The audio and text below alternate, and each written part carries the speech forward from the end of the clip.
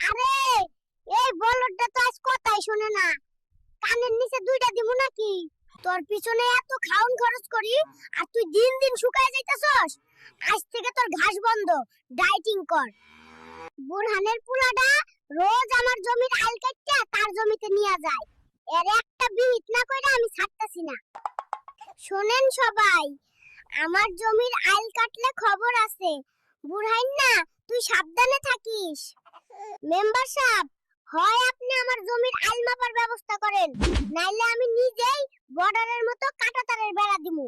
কোন হালায় আমার ক্ষেতের পানি ছাড়লো রে?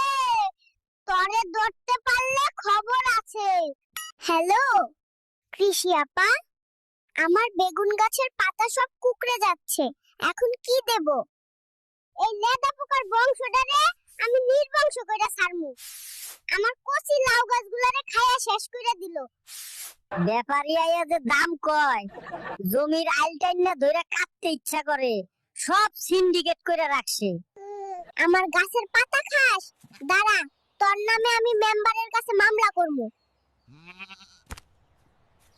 দেখিস, ভালো কইরা ডিউটি করবি।